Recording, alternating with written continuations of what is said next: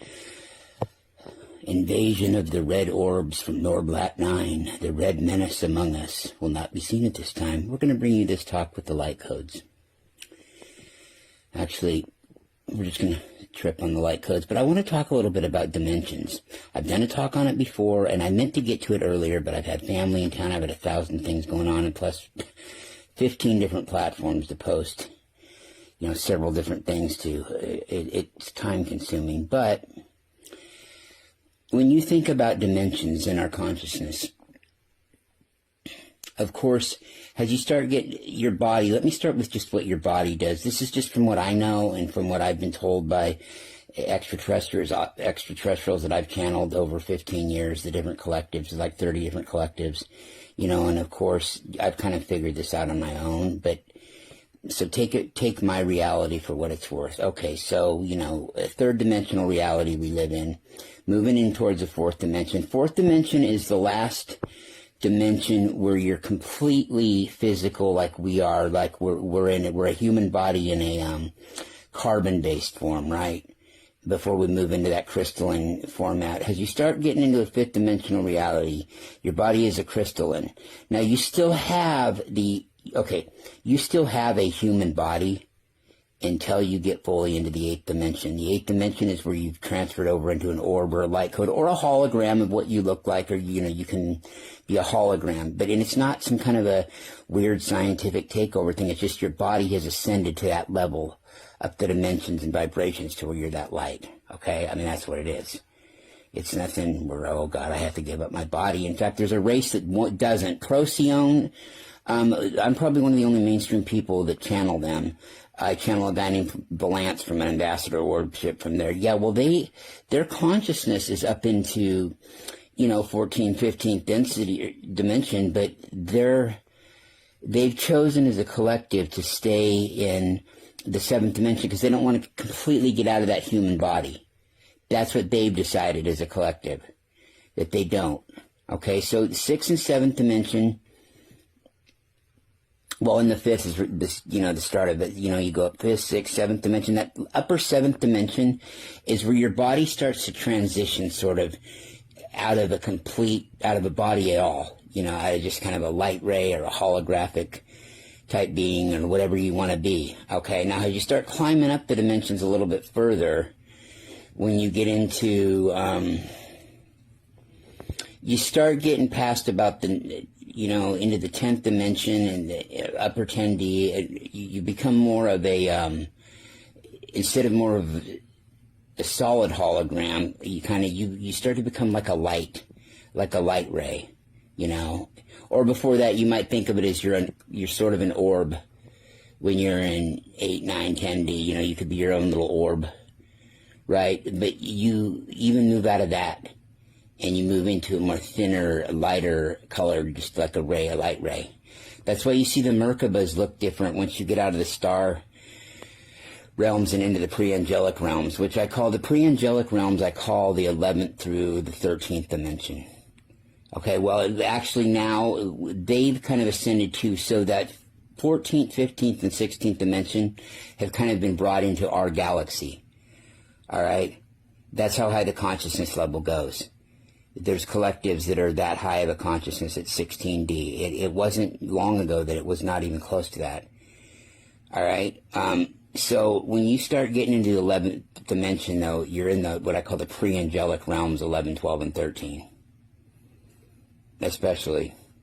Okay, that 10th dimension is really the last of the star realms. I call the 5th through the 10th dimension the star realms.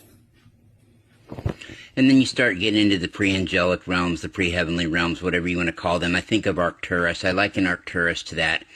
The Arcturians are well, they were down as low as the 9th dimension. And it's my understanding they have ascended out of the 9th dimension. And that their lowest dimensional beings that they have right now, it's my understanding, are in the 10th dimension. That's the last of the star realm.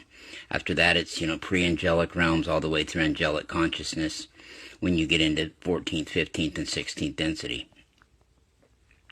Okay, so eventually the Arcturians are going to be ascended completely out of, and they pretty much are now out of out of that star realm, right? Same thing with the Andromedans. The Andromedans are at that level too. Of course, the Andromedans and the Arcturians are the same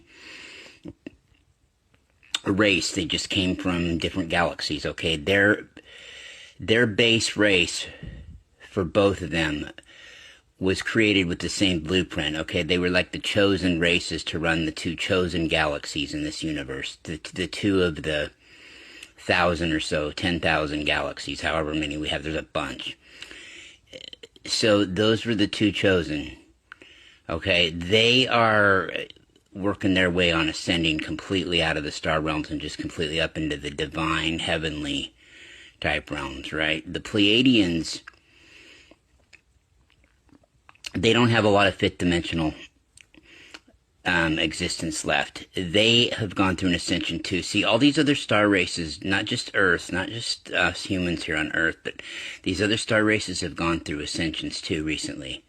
Okay, so the Pleiadians also acquired a 12th dimension. I contacted 12th dimension out of there, actually, called the Plasma Lightning Collective. They were telling me about it. I had them come into my life about a year ago. In fact, it'll be a year ago. December 19th was my first channeling with them, and I've had 19 of them now, I believe. I'll have to go look back on the playlist, but I've had 19. I just had one not too long ago, the other day, with them, actually. They're kind of a hilarious race. They're a lot like the blue frequencies. I channel them to there are a couple members of both of them, actually, because they're in both of them. There's a couple members that are in both the blue frequencies and the Plasma Lightning Collective. They're both huge-ass collectives from Pleiades. Okay, they've got similar senses of humor and whatnot. That's another thing with the sense of humor. The Pleiadians have a lot of sense of humor. Very quick-witted, very sarcastic, very funny. The Arcturians are great, too. It'd be like meeting somebody who a joke doesn't go over their head, it goes under them. They're so highly ascended that, they're more apt just to kind of look at you and smile or look at you if you say something funny. And they're not being arrogant. It's just that it's way underneath them. It'd be like talking to Albert Einstein about arithmetic or basic, pre-algebra, right? They'd be like, yeah. Anyway, so that's kind of like how they are. They're more of a grandparent. When you get into those angelic realms, to us, they're like a sort of an over-self race, a grandparent race, I would say, right? Whereas the Pleiadians and Sirians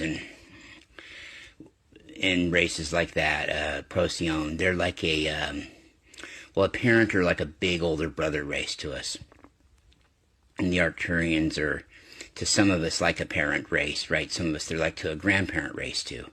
Because, you have a higher self and an over self. I like to think of myself as having a Pleiadian higher self, and I have a Arcturian over self above that. Now, there's the Lyran descent too. Pleiadians come from Lyra, this current incarnation of them that's been there about 1 billion years. The Pleiadians are from Lyra, mostly. They're about 3/4 Lyran, and a quarter Began, which is about half Lyran. So it works out to the Pleiadian race is about 7/8 Lyran.